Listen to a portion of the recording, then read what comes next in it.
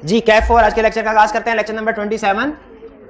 आज हम chapter 5 conclude करने जा रहे हैं। छोटा सा चैप्टर था, कल हमने कंसेप्ट डिस्कस कर लिए, आज इसके क्वेश्चन डिस्कस करेंगे और एमसीक्यूज डिस्कस करेंगे और एक दो कंसेप्ट रह गए थे हमारे छोटे छोटे, वो डिस्कस करेंगे। लेकिन चूंकि ये थोड़ा सा ट्रिकी चैप्टर है, ट्रिकी कंसेप्ट है इसमें, rules regarding performance of contingent contract थोड़ा सा ट्रिकी है, ठीक है। अच्छा, इसके क्वेश्चंस ट्रिकी नहीं है, पास पेपर में जो क्वेश्चन वो ट्रिकी है, लेकिन कंसेप्ट है तो हमने सीखना है। हो सकता है हमसे डायरेक्ट रिप्रोडक्शन का क्वेश्चन मांग ले।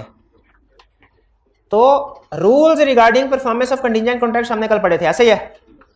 उसने हमें 4 तरह के कंटिंजेंट कॉन्ट्रैक्ट्स टाइप करवाए बताए थे। एक contract contingent upon happening of an event, contract contingent upon non happening of event, और ये हमने आज डिस्कस करना है। लेकिन आज के टॉपिक की तरफ चलने से पहले मैं क्विक रिवीजन करना चाह रहा हूं, आपसे पूछना चाह रहा हूं previous topic, contract contingent upon happening of an event, इसका क्या रूल है प्यारे भाई? क्या रूल है? कॉन्ट्रैक्ट कंटिंजेंट अपॉन हैपनिंग, अगर टाइम फिक्स किया तो, अगर स्पेसिफाइड टाइम के अंदर इवेंट हैपन हो गया तो कॉन्ट्रैक्ट इनफोर्सेबल, और अगर स्पेसिफाइड टाइम के अंदर इवेंट अगर नहीं हुआ फोर्सेबल, और अगर इवेंट इम्पॉसिबल हो गया तो भी इनफोर्सेबल नहीं होगा, पक्की बात है। और अगर टाइम फिक्स नहीं किया हुआ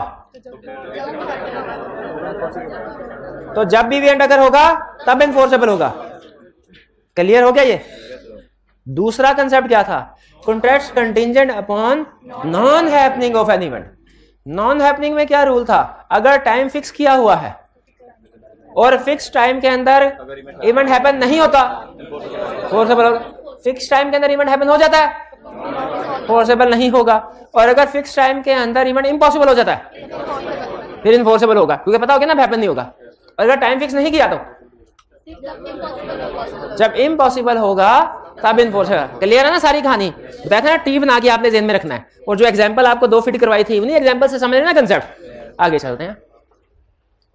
agreement contingent upon impossible event, agreement to do impossible act valid है कि वाइड?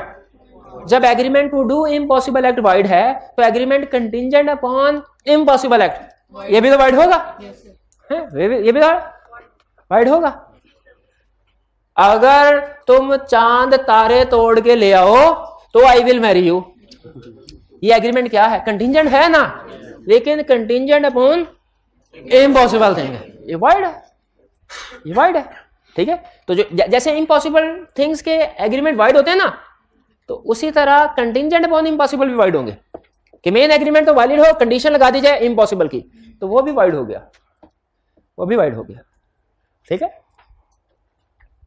अगर तुम साबित कर दो कि 2 सीधी लाइंस आगे जाके अल्टीमेटली एक दूसरे को क्रॉस करती हैं तो मैं आपको ये सामान 10 रुपए में बेच दूंगा। सामान बेचने वाला एग्रीमेंट वैलिड, मतलब वो अलग है, वो मेन है, लेकिन ये कंटिंजेंट अपॉन इम्पॉसिबल थिंग हो गया, तो ये क्या हुआ? वाइड। अच्छा, एक ये वाइड, अच्छा एक एग्रीमेंट, 2 एग्रीमेंट आपके सामने रख रहा हूं, हमने दोनों में फर्क बताना है। अगर आप ये साबित कर दे 2 स्ट्रेट लाइंस आपस में क्रॉस करती हैं, मैं आपको 10,000 रुपए दूंगा, एक एग्रीमेंट ये है। दूसरा एग्रीमेंट, अगर आप ये साबित कर दे 2 स्ट्रेट लाइन एक दूसरे को क्रॉस करती हैं तो मैं ये दुकान आपको 50 लाख में बेच दूंगा। दोनों में क्या फर्क है? पहले वाला वॉइड है, कंटिंजेंट नहीं है, दूसरे वाला कंटिंजेंट है। दूसरा है दोनों में इम्पॉसिबल इवेंट, लेकिन दूसरे वाला कंटिंजेंट है क्योंकि उसमें कोलैटरल इवेंट है, और पहले वाला कंटिंजेंट नहीं है क्योंकि उसमें कोलैटरल इवेंट नहीं है, ठीक है। तो ये आपका कंसेप्ट मैंने लिंक करवाया कंटिंजेंट कॉन्ट्रैक्ट को किसके साथ? वो चैप्टर 2 में पढ़ा था या 3 में, agreement to do impossible things are void, ठीक है। वो और कंसेप्ट है, वो है दोनों एग्रीमेंट वाइड, लेकिन agreement to do impossible thing और कंसेप्ट है, और agreement contingent upon impossible thing और कंसेप्ट है। क्लियर हुआ? Contingent upon future conduct of, इसकी एक ही एग्जांपल है, agreements contingent upon future conduct of person, it becomes impossible to perform the contract within definite. अगर कॉन्ट्रैक्ट, सुनिएगा क्या कह रहा है, कह रहा है अगर कॉन्ट्रैक्ट कंटिंजेंट है किसी के फ्यूचर कंडक्ट के ऊपर, ठीक है, और वो बंदा कोई ऐसा एग्रीमेंट करता है, ऐसा एक्ट करता है, ऐसा जिसकी वजह से वो agreement with in reasonable period fulfil होना मुश्किल हो जाए, तो वो एग्रीमेंट भी वाइड होगा। वो एग्रीमेंट भी वाइड होगा। फर्ज कीजिए मैंने इन भाईजान के साथ एग्रीमेंट किया कि अगर ये अपनी गाड़ी मुझे सेल कर दें, अगर ये अपनी गाड़ी मुझे सेल कर दें तो मैं इन रिटर्न अपनी हवेली जो है वो इनको 5 करोड़ में बेच दूंगा। हवेली बेचने का एग्रीमेंट ये मेन है। कंटिजेंट किसके ऊपर है? अगर ये गाड़ी मुझे दे दे, अगर ये गाड़ी मुझे इसका मतलब है हवेली वाला एग्रीमेंट इनके फ्यूचर कंडक्ट के ऊपर डिपेंड कर रहा है। ये अगर मुझे गाड़ी बेचेंगे, फिर अगर ये गाड़ी किसी और को बेच देते हैं तो बताइए हवेली वाला एग्रीमेंट वैलिड है कि वॉइड है? इन्होंने कोई ऐसा एक्ट कर दिया जिसकी वजह से अब main agreement with in reasonable period perform करना मुश्किल हो गया, तो एग्रीमेंट वाइड हो गया। हालांकि ये पॉसिबल है कि बाद में ये दोबारा उस बंदे से गाड़ी खरीद ले और फिर मुझे बेच दे, ये पॉसिबल, लेकिन ये पॉसिबिलिटी बहुत कम है, ये पॉसिबिलिटी बहुत कम है। ठीक है, तो यही वो बता रहा है कि contracts contingent upon future conduct of person. अगर कोई कॉन्ट्रैक्ट ऐसे है जो कंटिजेंट है किसी पर्सन के फ्यूचर कंडक्ट के ऊपर, such event shall be considered impossible, उस इवेंट को इम्पॉसिबल समझा जाएगा if that person does anything by which it becomes impossible to perform the contract within definite time. यानी उस बंदे ने जो गाड़ी बेच दी तो अब इस हवेली वाले एग्रीमेंट को इम्पॉसिबल समझा जाएगा। क्यों? क्योंकि अब गाड़ी जो है रीजनेबल टाइम में मुश्किल है। अच्छा, इसे एक और एग्जांपल से इसको समझते हैं।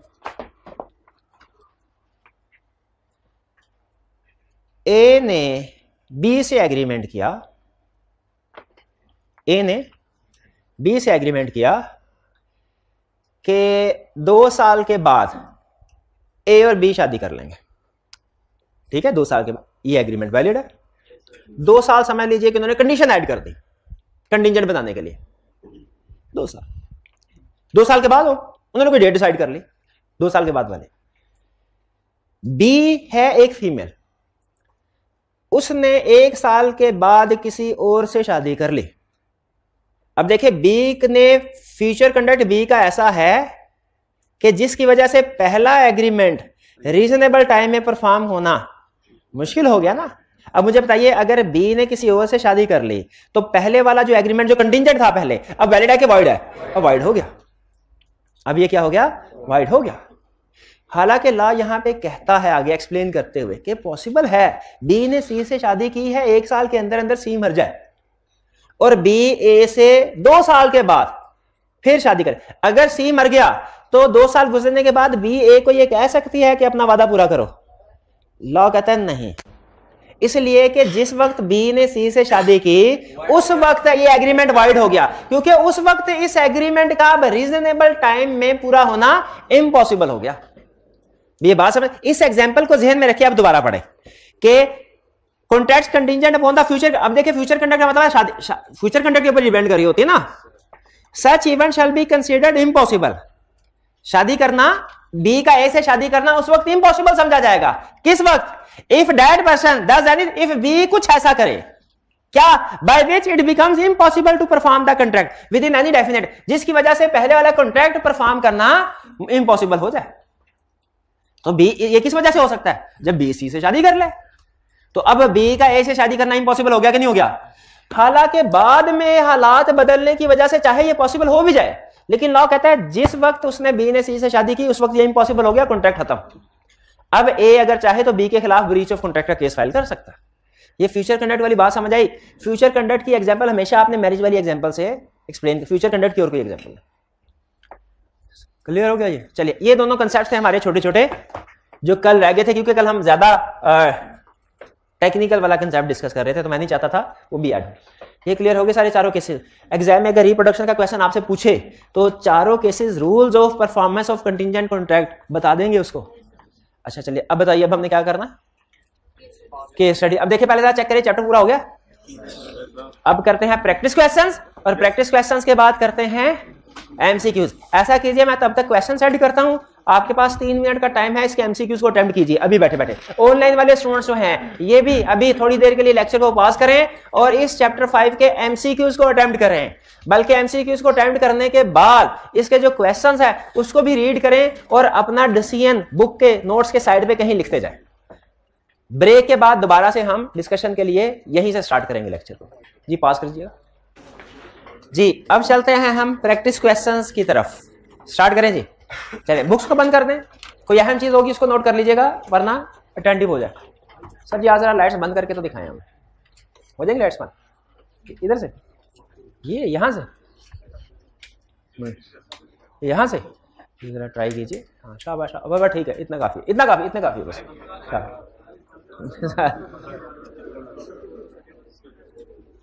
Question 1, briefly describe the nature of following contracts. In contracts की नेचर बतानी है। ए, Akram contracts to indemnify Basit up to ₹1 million in consideration of ₹20,000 annual premium if Basit's house is burned। देखा, मुझे तुम 20,000 एनुअल प्रीमियम दो, अगर तुम्हारा घर जला आग लगी तो मैं 1 मिलियन तक तुम्हें पे कर दूंगा। कौन सा कॉन्ट्रैक्ट? Contingent contract. और कंटिंजेंट कॉन्ट्रैक्ट के अंदर एग्जांपल कौन सी है भला? इंश्योरेंस वाले। शाबाश। ये वैलिड है कि वाइड? कंटिंजेंट तो है, वैलिड है कि वाइड है? कंटिंजेंट होना और चीज है, वैलिड या वाइड होना और चीज है। क्या सारे कंटिंजेंट कॉन्ट्रैक्ट वैलिड होते हैं? क्या सारे कंटिंजेंट कॉन्ट्रैक्ट वाइड होते हैं? कौन से कंटिंजेंट कॉन्ट्रैक्ट वाइड होते हैं? इम्पॉसिबल। पढ़ा है ऐसे जो कि कंटिंजेंट हो इम्पॉसिबल इवेंट के ऊपर, वो क्या हो जाते हैं? वाइड हो जाते हैं। तो ये पहला नेचर क्या है? कंटिंजेंट कॉन्ट्रैक्ट है और वैलिड है। ये इंश्योरेंस की example. B, Javed contracts to pay ₹50 million to Farhan a contractor for constructing a building provided the construction is prepared by an architect. शर्त यह है कि एक आर्किटेक्ट प्रिपेयर करे कंस्ट्रक्शन। कंटिंजेंट है कि नॉर्मल है? कंटिंजेंट है क्योंकि उसने शर्त ऐड कर दी कि आर्किटेक्ट बनाएगा फिर पैसे मिलेंगे, आर्किटेक्ट के अलावा अगर कोई और बनाएगा फिर पैसे नहीं मिलेंगे। मेन एग्रीमेंट क्या है? घर बनाने का। घर ही है ना फरहान। बिल्डिंग बनाने का मेन एग्रीमेंट, बिल्डिंग बनाने का। लेकिन शर्त क्या लगाई? कौन बनाए? आर्किटेक्ट बनाए, कोई अप्रूव्ड आर्किटेक्ट, वो बनाएगा तो फिर पैसे मिले। ये कंटिंजेंट कॉन्ट्रैक्ट है। अच्छा, अगर यही कॉन्ट्रैक्ट ऐसे होता कि जावेद ने कहा है मैं 50 मिलियन फरहान को दूंगा, लेकिन उसी वक्त उसी सूरत में अगर वो बिल्डिंग बनाएगा, ये नॉर्मल। तो इसमें भी तो है कि अगर बिल्डिंग बनाएगा फिर पैसे मिलेंगे, इसमें भी तो है। लेकिन कोलैटरल इवेंट कोई नहीं, दोनों मेन इवेंट है, एग्रीमेंट। ठीक है, इस केस में कोलैटरल इवेंट क्या है? आर्किटेक्ट का अप्रूव करना। अगर कंस्ट्रक्शन अप्रूव करेगा आर्किटेक्ट तो फिर पैसे होंगे। यानी इसमें मेन कॉन्ट्रैक्ट तो बिल्डिंग कंस्ट्रक्ट करने का है, लेकिन कोलैटरल इवेंट क्या है? Approval bye architect. सिर्फ बिल्डिंग बनाने से पैसे नहीं मिलेंगे, अगर आर्किटेक्ट अप्रूव करेगा फिर पैसे मिलेंगे। तो ये कंटिंजेंट कॉन्ट्रैक्ट है। ये भी वैलिड है कि वाइड? वैलिड है। क्लियर हो गया क्वेश्चन? आगे चलते हैं। Question 2, Azam agrees to construct a building for Babar for ₹5 million on the terms that no payment shall be made till the completion of the work. Is this a contingent contract under the Contract Act? Contingent contract है क्या? है contingent contract? क्यों नहीं है? Collateral event नहीं है, ये तो कंसिडरेशन है। एक बंदा बिल्डिंग बनाएगा और दूसरा बंदा उसको पेमेंट करेगा, ये तो एक दूसरे के लिए कंसिडरेशन है। कोलैटरल इवेंट तो है ही नहीं। कोलैटरल इवेंट तो तब होता जब वो कहता कि गवर्नमेंट जब अप्रूव करेगी फिर पैसे अदा करूंगा, उस सूरत में कोलैटरल होता। अभी ये कोलैटरल इवेंट नहीं है। क्लियर हुआ? ये समझ आती बात? कोलैटरल पिछले वाला भी बिल्डिंग कंस्ट्रक्शन का था, वो तो कंटिंजेंट था, उसमें अप्रूवल रिक्वायर्ड थी। शाबाश, इसमें अप्रूवल रिक्वायर्ड नहीं है। Question 3, Wazir said to Saulat, I will pay by speed boats worth ₹10 million from you if you obtain the licence for me to operate the boats at Clifton beach. बताइए ये contingent contract है कि नहीं है? इसमें main event कौन सा है? बोट्स बाय करने का। और कोलैटरल कौन सा है? लाइसेंस का, अगर वो लाइसेंस ले ले। अच्छा चलिए यहां तक समझ। आगे Saulat agreed and applied for the licence and deposited ₹1 million as processing fee. Saulat ने एग्री कर लिया और उसे 1 million की प्रोसेसिंग, लाइसेंस हासिल करने के लिए प्रोसेसिंग फीस जमा करवा दी। However, before the issuance of license, the city government imposed ban on the issuance of new license. City government ने new license पे ban लगा दिया। सोलत wants वजीर to buy the speed boats as he had made necessary efforts to arrange for the license. अब सोलत वजीर को कह रहा भाई गाड़ी खरीदो ना, बोट खरीदो ना, खरीदो ना, क्यों नहीं खरीद रहे? अब ये सोलत कह रहा है वजीर, अब वजीर क्या कहेगा बोला, बताओ वजीर क्या कहेगा, बोलो लाइसेंस। अब सोलत क्या कह रहा है, लाइसेंस क्या, मैंने कोशिशें तो की है ना, भागदौड़ थोड़ी की है, मैंने एप्लीकेशन भी दे दी, मैंने प्रोसेसिंग फीस भी जमा करवा दी, अब गवर्नमेंट ने ही बैन लगा दिया है तो मेरा कसूर थोड़ी है। हाँ तो हमारा कसूर भी तो नहीं है ना, हम कहेंगे भाई हमने कंडीशन अटैच की थी, कंडीशन अटैच कर दी थी, इसलिए कंडीशन पूरी होगी। कॉन्ट्रैक्ट एक्ट में लिखा हुआ है contracts contingent upon happening of an event, उसी वक्त इन्फोर्सेबल होंगे जब इवेंट हैपन होगा। अगर इवेंट हैपन नहीं होता तो वो कॉन्ट्रैक्ट इन्फोर्सेबल नहीं है। कॉन्ट्रैक्ट्स कंटीजेंट अपॉन हैपनिंग में लिखा हुआ ना कि ये कब इन्फोर्सेबल होगा, जब हैपन होगा। इसमें टाइम स्पेसिफाई नहीं है ना, तो रूल क्या था, if time is not specified, तो contracts contingent upon happening, time is not specified, कब इन्फोर्सेबल होगा, जब इवेंट हैपन होगा। इवेंट हैपन नहीं बल्कि इम्पॉसिबल हो गया, तो जब इवेंट इम्पॉसिबल है तो फिर क्या था, नॉट इन्फोर्सेबल लिखा हुआ है ना, तो अब ये कॉन्ट्रैक्ट क्या हो गया, नॉट इन्फोर्सेबल। 16 तो ये कहेगा बिगजा, लेकिन नहीं। However Wazir refuses to buy the speed boards from, Wazir बिल्कुल ठीक कर रहा है, जो उसने स्पीड बोर्ड नहीं, वो क्या करेगा, लाइसेंस तो है नहीं चलाने का, क्या करेगा, उसके साथ सेल्फी खिंचवाएगा, वो तो किसी काम के नहीं है ना, ठीक है। तो इसीलिए ये कॉन्ट्रैक्ट एग्रीमेंट क्या हो गया, वाइड हो गया। वाइड कैसे हो गया, एक मिनट, वाइड कैसे हो गया, वाइड नहीं हुआ, वैलिड है,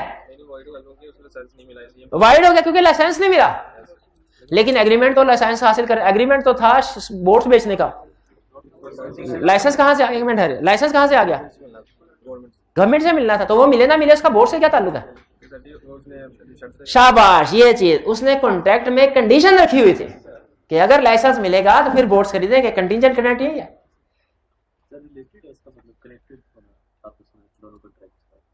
नहीं कोलैटरल, देखिए कोलैटरल इवेंट होना जरूरी है, उसका रिलेटेड होना जरूरी नहीं है। इस एग्जांपल में रिलेटेड है क्योंकि कश्ती चलाने के लिए लाइसेंस जरूरी है, लेकिन लाजमी नहीं है, लाजमी नहीं है। मैं भाईजान से कहे तो भाईजान मैं आपसे, आपको सब्जेक्ट पढ़ाने के लिए 20,000 रुपया के इवज आपको सब्जेक्ट पढ़ाने के लिए तैयार हूं, शर्त यह है कि आप कल टिंड करवा के आएंगे। कंटीजेंट कॉन्ट्रैक्ट है कि नहीं, कोलैटरल इवेंट क्या है, टिंड करवाना, लेकिन क्या ताल्लुक है पढ़ाने का, कोई इससे ताल्लुक है, कोई ताल्लुक, तो याद रखिए जो कोलैटरल इवेंट है उसका मेन इवेंट के साथ ताल्लुक होना लाजमी नहीं है, लाजमी नहीं है। वो कोलैटरल इवेंट कोई भी हो सकता है, वो तो मर्जी है ना पार्टीज की। इसमें रिलेटेड था वो ठीक है, अभी जो एग्जांपल से बढ़ा क्योंकि वो प्रैक्टिकल एग्जांपल दे रहा है ना, तो प्रैक्टिकल एग्जांपल में नॉर्मली रिलेटेड, जैसे पिछले बिल्डिंग कंस्ट्रक्शन वाले में हमने पढ़ा अप्रूव्ड आर्किटेक्ट होना चाहिए, ये लिंक कर रहा है, प्रैक्टिकल है। इसमें उसने कहा किस्ती तब मैं बोर्ड खरीदूंगा, लाइसेंस, लेकिन लाजमी नहीं है कनेक्टेड होना, कोलैटरल इवेंट का होना कनेक्ट, उससे लिंक होना लाजमी नहीं है।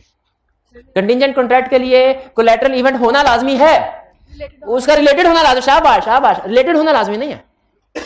समझ आती है बात, आगे चलें जी जी। सर अगर कंडीशन उसने पूरी कर दी है कि लाइसेंस उसने बनवा दिया लेकिन बोर्ड खराब हो जाती है, अगर लाइसेंस उसने बनवा दिया ठीक है तो फिर एग्रीमेंट होगा, फिर अगर बाद में बोर्ड खराब हो जाती हैं, अच्छा सब्जेक्ट में डिस्ट्रॉय यानी सुनामी आ जाती है और उसमें सारे बोर्ड्स तबाह हो जाती हैं, तो फिर भी ये वाइड हो गया, फिर भी वाइड, फिर वाइड।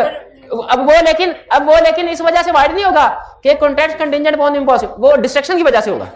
अब वो लाइसेंस की वजह से नहीं है, डिस्ट्रक्शन की वजह से हो गया, तो है तो भी हाँ वो वाइड होगा, बिल्कुल वो वाइड होगा, वो भी वाइड होगा, ठीक है ना, रीजन की दूसरी है लेकिन वो भी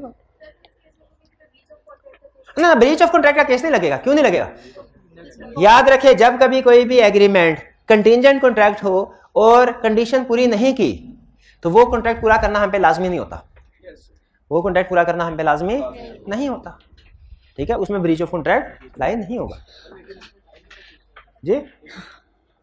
हाँ टाइम फिक्स नहीं है लेकिन वो एक्ट इम्पॉसिबल हो गया ना, हाँ, अगर वो बाद में पूरा हो जाए तो फिर क्या आप बता सकते हैं कि रीजनेबल टाइम में कब पूरा होगा। ये तो वही बात हुई ना, बी ने सी से शादी की तो हो सकता है कुछ अरसे के बाद सी की डेथ हो जाए और बी वापस ए से शादी कर ले, हो तो सकता है, लेकिन आप बता सकते हैं कब ये होगा, नहीं हो सकता। जब आप रीजनेबल सर्टेनिटी के साथ नहीं बता सकते तो लॉ कहता है इम्पॉसिबल ही समझो इसको।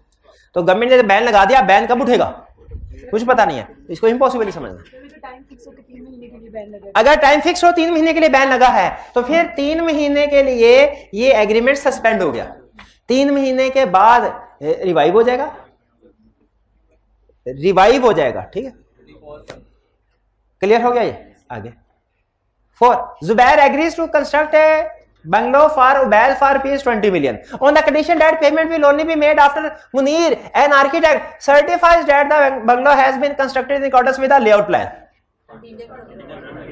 मेन कॉन्ट्रैक्ट क्या है? बंगला कंस्ट्रक्ट करना. कोलैटरल इवेंट क्या है?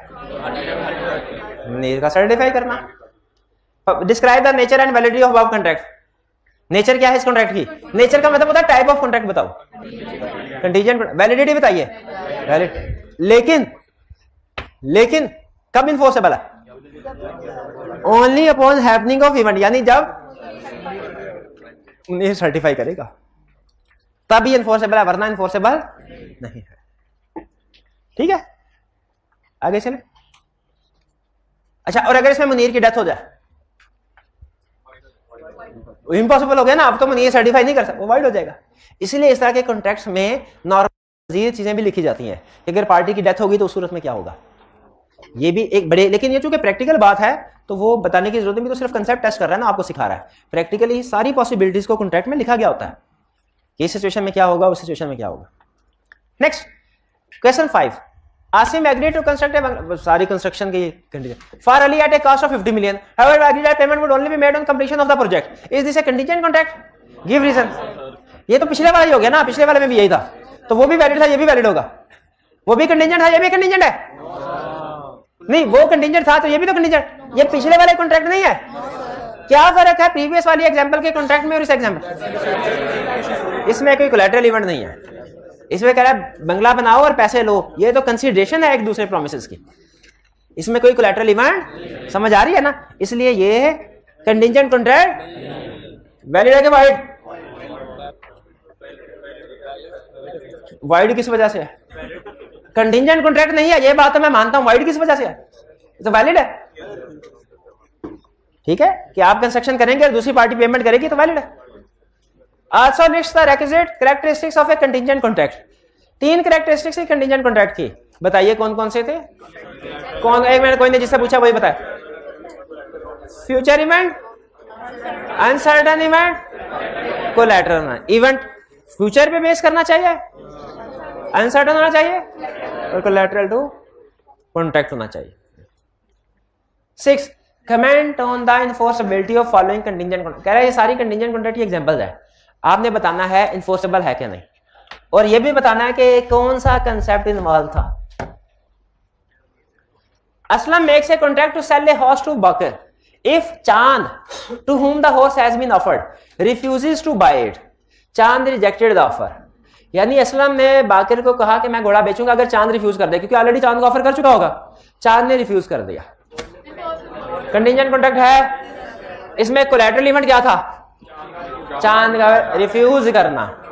बताइए किस कैटेगरी में आएगा? कॉन्ट्रैक्ट कंटीजेंट अपॉन हैपनिंग कि नॉन हैपनिंग? एक्सेप्ट नहीं करेगा तो होगा. मुझे तो ये नॉन हैपनिंग लग रहा है कि जब वो एक्सेप्ट, ठीक है उस लिहाज से भी सॉल्व हो जाए. ठीक है, हैपनिंग. तो इसका मतलब ये हुआ हैपनिंग अगर कर ले तो कब इवेंट ये इन्फोर्सेबल होगा? जब इवेंट हैपन हो, यानी रिजेक्शन हो जाएगी. तो जब रिजेक्शन हो गई है तो क्या अब ये कॉन्ट्रैक्ट इन्फोर्सेबल है? यस है. अच्छा, नॉन हैपनिंग के पॉइंट ऑफ व्यू से करें फिर भी सेम कंक्लूजन निकलेगा. कंक्लूजन फिर भी सेम आएगा. B. Andrew contracts to pay sum of money to Becca if Becca marries Christopher. Christopher dies before getting married. ठीक है, ये कंटीजेंट था बेका के कंडक्ट के ऊपर. ठीक है, लेकिन क्रिस्टोफर की डेथ हो गई. अब ये क्या हो गया? इम्पॉसिबल हो गया, वाइड हो गया. अब ये कंटीजेंट कॉन्ट्रैक्ट वाइड हो चुका है. क्लियर? क्योंकि डेथ होगी ना. कॉन्ट्रैक्ट अगर होने करने के बाद, एग्रीमेंट करने के बाद वो इम्पॉसिबल हो जाए तो वो वाइड हो जाता है. ये पता है ना, हमने पढ़ा हुआ है. सी. Azam promises to pay a sum of money to Babar if a certain ship returns within a year. Ship returns. कौन सा केस है? Happening of event. Time is fixed. 1 year. ये कॉन्ट्रैक्ट कब इन्फोर्सेबल होगा? Within time event. और कब enforceable नहीं होगा? जब with in time event happen ना हो या इम्पॉसिबल हो जाए। ये क्या हुआ? शिप रिटर्न्स, यानी इवेंट हैपन हो गया तो इन्फोर्सेबल है, बिल्कुल है। इसका मतलब है आजम बाबर को पैसे अदा करेगा। क्लियर? आगे चलते हैं। Adeel promises to pay sum of money to Badr if a certain ships returns within a year। अच्छा, ये केस कौन सा है? Agreement condition upon happening of the event, time is fixed, कब इन्फोर्सेबल होगा? अगर इवेंट हैपन हो जाए विद इन द टाइम। और कब इन्फोर्सेबल नहीं होगा? जब with in time event happen ना हो या इम्पॉसिबल हो जाए। अब बताइए, शिप संक, डूब गया, इम्पॉसिबल हो गया। अब ये इन्फोर्सेबल है कि not enforceable? Not enforceable. Clear हुआ? ये इसका मतलब है दोनों एग्जांपल्स हमारी इस कंसेप्ट की थी, इफ टाइम इज फिक्स के। आगे चले।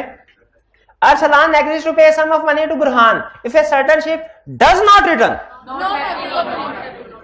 ये कौन सा कर? Contract contingent upon non happening of an event. Time fix हुआ? टाइम नहीं हुआ, टाइम इज नॉट फिक्स, तो ये कब इन्फोर्सेबल होगा? इम्पॉसिबल हो जाए। तो बताइए, शिप डूब गई, इन्फोर्सेबल है। अब अरसलान पैसे देगा बुरहान को? बिल्कुल देगा। क्लियर हो रही है बात? F Amjad agrees to pay sum of money to Basit if a certain ship does not return. Contract condition upon time fix या टाइम नॉट फिक्स? ये कब इन्फोर्सेबल होगा? कॉन्ट्रैक्ट इम्पॉसिबल हो जाएगा। शिप वापस आ गया, वो तो इवेंट हो गया, तो अब इसका मतलब इन्फोर्सेबल नहीं है। समझ आ रही है आपको? वैसे आप डायरेक्ट भी आसानी के साथ कंक्लूजन कर सकते हैं। अगर मैं आपको इधर कंसेप्ट की तरफ ना लेके जाऊं तो आप फौरी कंक्लूजन ज्यादा आसानी से कर सकते हैं। लेकिन मैं क्यों आपको कंसेप्ट की तरफ लेके जा रहा हूं? ताकि कंसेप्ट भी रिवाइज होता रहे, वरना तो सीधा देख के कर सकते हैं, सर एग्री ये हुआ था, शिप वापस नहीं आएगी तो पैसे मिलेंगे, शिप वापस आ गया तो पैसे काहे के पैसे नहीं मिलेंगे। डायरेक्ट कंक्लूजन आप ज्यादा आसानी के साथ कर सकते हैं। लेकिन मैं आपको लिंक क्यों कर रहा हूं कंसेप्ट के साथ? ताकि कंसेप्ट की रिवीजन होती रहे साथ साथ। Next G, Alia promises to pay sum of money to Binish if a certain ship does not return within a year। Non happening और टाइम इज फिक्स। कब इन्फोर्सेबल होगा? इस टाइम में ना आए तब इन्फोर्सेबल होगा, और अगर इम्पॉसिबल हो जाए तब भी इन्फोर्सेबल होगा, तभी इन्फोर्सेबल होगा। तो मुझे बताइए, ship does not return with in a year, आगे उसने लिखा नहीं हुआ? नहीं, इसमें आगे लिखा ना, उसे बताया नहीं उसने शिप वापस हुई है कि नहीं हुई। चले हम दोनों पॉसिबिलिटीज डिस्कस कर लेते हैं। आलिया ने प्रॉमिस किया बिनेश को कि अगर सर्टन शिप वापस ना आई 1 साल में तो मैं तुम्हें पैसे दूं। अगर सर्टन शिप वापस नहीं आती तो आलिया पैसे देगी? अगर सर्टन शिप आ जाती है तो और अगर सर्टन शिप डूब जाती है, इम्पॉसिबल हो गया, तो उसका मतलब है वो नहीं आई तो पैसे देने पड़ेंगे। समझ आ रही है ट्रिकी, कल भी कहा था, लेकिन अभी जितने हमने डिस्कशन कर लिया इसके बाद ट्रिकी होना नहीं चाहिए अभी, ठीक है। लेकिन अगर इसको हफ्ता बगैर पढ़े गुजार देंगे उसके बाद दोबारा ट्रिकी बन जाएगा, ठीक है। तो ये आपने दूसरे तीसरे दिन इसको रीड कर लेना। आगे चलते हैं। Ashwin promises to pay sum of money to Bumrah if a certain ship does not return within a year। Non-happening, time specified, क्या है? दोनों बातें डिस्कस कर लेते हैं। अगर ये शिप 1 साल में वापस नहीं आती, अश्विन पैसे देगा। अगर शिप 1 साल के अंदर वापस आ जाती है, पैसे नहीं देगा। और अगर शिप डूब जाती है, अच्छा इंटरेस्टिंग बात पूछूं आपसे, उसने कहा था साल के अंदर अगर शिप नहीं आती तो मैं पैसे दूंगा। शिप 7 महीने के बाद डूब गई, अश्विन ने पैसे देने हैं बुमराह को? देने हैं पैसे, एग्री करते हैं ना? पैसे कब देने हैं? 7वें महीने या 12 महीने साल पूरा होने के बाद? 7वें महीने ही पे, क्योंकि ये इम्पॉसिबल हो गया है। अब 12 महीने इंतजार करने की जरूरत नहीं, क्योंकि कंफर्म है 12वें महीने में भी शिप वापस थोड़ी आ जाएगा। कोई डूबा और शिप कभी तैर के वापस नहीं आया, ठीक है, क्या पता निकला है। लेकिन फिर वही बात, रीजनेबल सर्टेनिटी के साथ नहीं ना कह सकते आप। Next, Adnan agrees to pay ₹1000 to Boris if he can run at 500 km/h। Impossible। अच्छा है word, agreement to do impossible thing भी वाइड है, agreements contingent upon impossible things भी वाइड है। तो 500 किलोमीटर से दौड़ सकता है, मेरे ख्याल 50 किलोमीटर से भी दौड़ सकते हैं, है ना। बहरहाल उसने एहतियातन 500 बस। चलिए फिर अस्मा agrees to pay ₹1000 to Bashir if he marries Asma's daughter Chanda. Chanda is not alive at time of agreement. Agreement अब ये बाद में हुआ, इम्पॉसिबल है, वॉइड हो गया। कमाल agrees to pay sum of money to Sarmad if Sarmad marriage Shazia. अच्छा अब ये बेसिकली ये जो एग्रीमेंट है कंटिंजेंट है, यानी कमाल पैसे तब देगा जब सरमद और शाजिया की शादी। अब ये शादी दोनों के कंडक्ट पे डिपेंड करती है ना, लेकिन शाजिया का कंडक्ट कुछ और ही निकला। शाजिया ने क्या किया, शाजिया मैरिज दाऊद। अब मुझे ये कंसर्न नहीं आ गया, ठीक है, कि उसने कुछ ऐसा कंडक्ट किया, शाजिया ने कुछ ऐसा कंडक्ट किया जिसकी वजह से सरमद से उसकी शादी अब इम्पॉसिबल हो गई। तो ये कॉन्ट्रैक्ट क्या हुआ, वाइड हो गया। हालांकि बाद में अगर दाऊद की डेथ हो जाए या दोनों में सेपरेशन हो जाए तो शाजिया की शादी दोबारा सरमद से हो सकती है, लेकिन लॉ क्या कहता है, इसको चूंकि आप रीजनेबली सर्टन नहीं कह सकते, इसलिए एग्रीमेंट ये खत्म हो गया, उसी दिन खत्म हो गया। मैरिज कॉन्ट्रैक्ट हो कोई टाइम क्या आ जाए भाई, नहीं शाजिया ने कोई गलत नहीं किया, शाजिया ने एग्रीमेंट किया ही नहीं था कोई, तो देख लें, यानी कोई गलत है, ऐसा ना कर। थक गए हैं, अच्छा ठीक है। चलिए अब हम क्या करने लगे मेरा, ओके ये क्या है,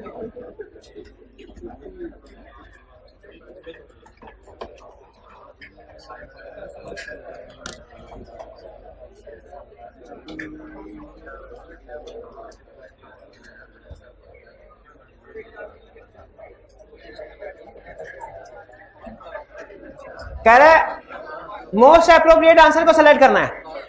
पहला contingent contracts are always valid, नहीं वाइड भी तो होते हैं, अगर कंटिंजेंट कॉन्ट्रैक्ट इम्पॉसिबल थिंग वाला हो जाए तो वाइड हो जाएगा। May be valid, yes may be valid, may not be valid.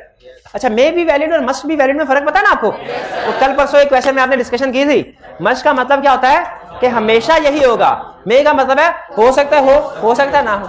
यहाँ पे अगर उसने मस्ट बी वैलिड लिखा होता वो गलत, ऊपर वाला ऑलवेज वो गलत है। मे बी वैलिड हो भी सकता है, नहीं भी हो सकता। मे बी वाइडेबल, नहीं गलत, वाइडेबल नहीं होता, ये तो वैलिड है हमारा। मे बी अनइनफोर्सेबल, ये मुझे लग रहा है कि ये भी ठीक हो सकता है। मे बी अनइनफोर्सेबल हो सकता है ना, अगर कॉन्ट्रैक्ट कंटिंजेंट हो upon happening of an event और वो इवेंट हैपन ना हो, अब मेरे पास दो ऑप्शन है, मे बी वैलिड भी है और मे बी अनइनफोर्सेबल भी।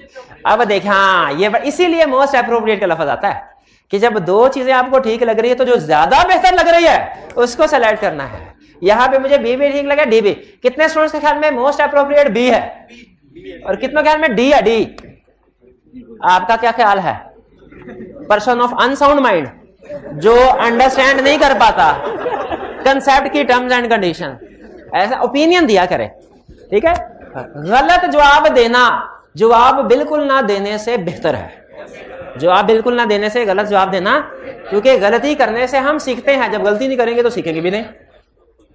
सेकंड परफॉर्मेंस ऑफ कंटिंजेंट, तो इसमें बी, मेरा भी यही ख्याल है, मैं बी ऑप्शन के साथ जाऊंगा। Second performance of contingent contract depends on happening of some, yes. Non happening of some, ये भी ऐसा है। तो अब क्या करें? सी ढूंढे, हैपनिंग और non happening of some uncertain event, ये भी ठीक है। डी हैपनिंग और non happening of some uncertain event collateral to such contract, ये भी ठीक। मोस्ट एप्रोप्रिएट कौन सी है? D option.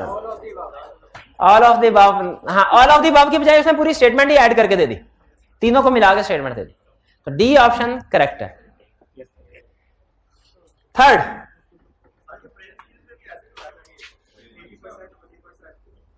अच्छा चलिए आगे चलते हैं। Agreement to pay money without having any other interest on the happening और non happening of some future event is wagering. ये तो कंफर्म है, पार्टी वेजिंग एग्रीमेंट की निशानी ना, parties do not have real interest. भाई कंसेप्ट तो सारा चैप्टर कंप्लीट होगा तो छुट्टी होगी, उससे पहले नहीं होगी। C clear. 4 contingent contracts are absolute contract. Absolute का मतलब है जो सर्टेन हो, वैलिड हो। B partly absolute contract. C conditional contract. D ना बिल्कुल conditional contingent contract conditional contract. C correct.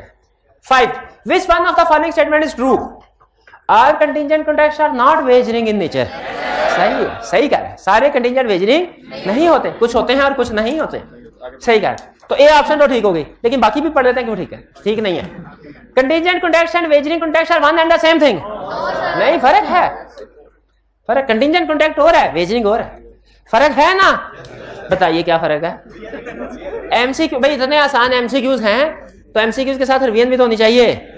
बताइए क्या फर्क है कंटीजेंट और नहीं, आज हो जाएगा चैप्टर खत्म, बेफिक्र है। कंटीजेंट और वेजरिंग में फर्क बताएं। कंटीजेंट कॉन्ट्रैक्ट में रियल इंटरेस्ट होता है, वेजरिंग में रियल इंटरेस्ट नहीं होता। कंटीजेंट वैलिड होता है, वेजरिंग वॉइड है। और कंटीजेंट में कोलैटरल इवेंट होता है, वेजरिंग कोलैटरल इवेंट नहीं। कंटीजेंट में रियल इंटरेस्ट होता है, वेजरिंग में। और वो क्या कह रहा है दोनों एक ही चीज है। मैं पागल हो, दोनों एक चीज नहीं है, फर्क है दोनों। तो ये बी गलत है। सी contingent contracts are absolute contracts। contingent contracts are not conditional contracts। नहीं, वो तो yes conditional contract है। तो 5 में करेक्ट ऑप्शन क्या हुई हमारी? 6 contingent contract is based on an event which is uncertain, certain to happen, partly uncertain, partly certain, no, uncertain। A option correct। 7 contract of insurances। ये तो कंटीजेंट, ये दो ही तो एग्जांपल्स पढ़ी है कंटीजेंट कॉन्ट्रैक्ट की, कौन कौन सी? तो 7 में करेक्ट ऑप्शन क्या है हमारी? B contract of insurance contingent contract. 8 mister X agrees to pay a certain sum to mister Y if mister Y brings on earth a star from sky. Agreements contingent on happening of impossible, void agreement, शाबाश। 9 Mr. A contracts to pay Mr. B sum of rupees 20,000 if the house gets on fire। It is ये insurance में इसी तरह होता है ना, और insurance contingent contract है। तो करेक्ट ऑप्शन क्या है हमारी? B contingent contract. ये बाइलैटरल एग्रीमेंट क्यों नहीं है? हाँ, क्योंकि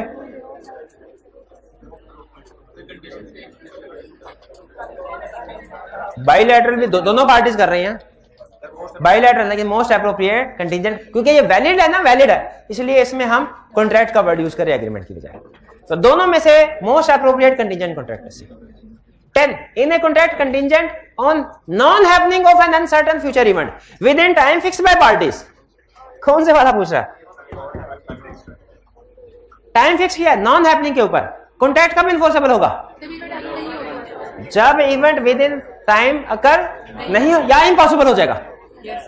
10 के 10 एमसीक्यूज में से ये मुझे पसंद है, यही काम का है। ये थोड़ा सा जिसमें सोचना पड़ता है, नहीं बाकी छोड़ना दे, कर तो लिए हैं बाकी। Only if the event happens within time fixed? No. Only if time expires or event becomes impossible before the time expires? Yes.